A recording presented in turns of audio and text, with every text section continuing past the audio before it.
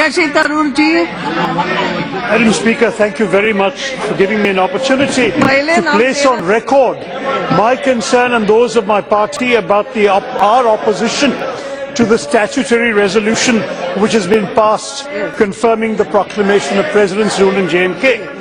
The governor, as we know, imposed President's rule or Governor's rule under Article 356 without doing even a basic floor test to see if the National Conference, PDP and Congress alliance in Kashmir had a majority. Madam Speaker, this is a gross violation of the Supreme Court judgment in S.R. Bommai versus Union of India, which I am going to quote here. I have the actual wording.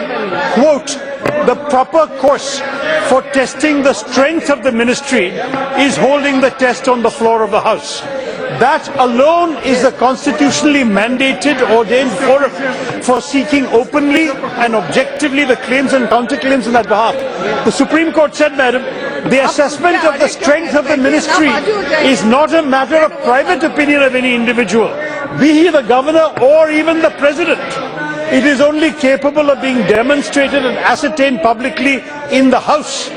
Hence, when such demonstration is possible, it is not open to bypass it and instead depend upon the subjective satisfaction of the governor or the president. Such private assessment is an anathema to the democratic principle, apart from being open to serious objections of personal mala fides. It is possible that on some rare occasions the floor test may be impossible. Even assuming that there arises one, it should be obligatory on the governor in such circumstances to state in writing the reasons for not holding the floor test, quote unquote.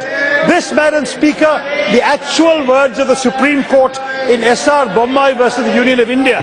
I wish to ask the Honourable Home Minister, has the governor provided written reasons specifying constitutional grounds for not holding a floor test? If so, Madam, it is incumbent upon the Honourable Home Minister to share those written reasons with the Lok Sabha. Second problem, Madam, is the action of the government is also a violation of the guidelines laid down by the report of the Sarkaria Commission on Centre-State Relations, which states, and I quote, Article 356 provides the remedy where there has been an actual breakdown of the constitutional machinery of the state.